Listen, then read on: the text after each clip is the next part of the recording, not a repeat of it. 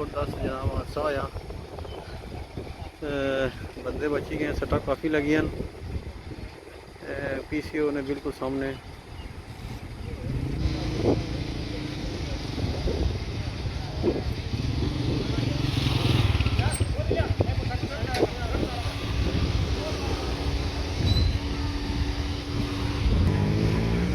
रक्षा का एक कार है सादम होया हुआ। दो बंदे शदीद जख्मी हुए रखे हैं, ड्राइवर गड्डी का दो शदीद जख्मी हुए। जनाब सब तक सक रखे नहीं हालात कितना ज़बरदस्त सादम होया हुआ।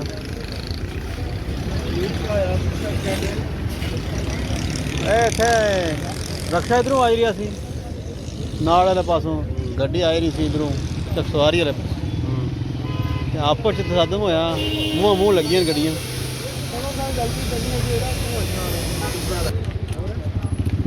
बाकी तक सकने गड्डी नहीं ला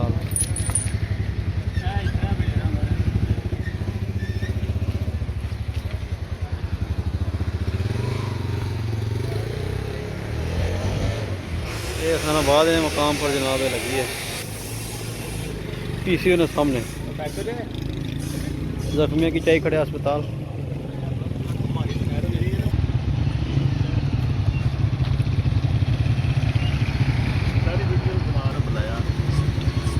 जी क्या मामला है जी?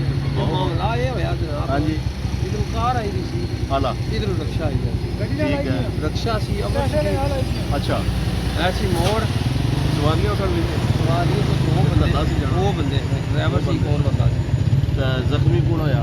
जख्मी दोए हुए छेला भी कार वाला भी नहीं कार वाला कटे जेडे रक्षे विच दोए सन वो दो जख्मी होए। दोए सन ज़्यादा जख्मी नहीं गया।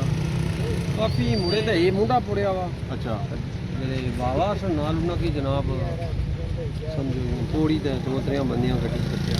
अच्छा शदीद जख्मी हुई गए चलो अल्लाह खैर करे जी। किन्नी के ना अल्फला खड़ी जनाब बहुत शदीद हादसा जरा आया अस आखी सकने हो बंदे आई गए सन फौरन चाहिए खड़े है उन्होंने की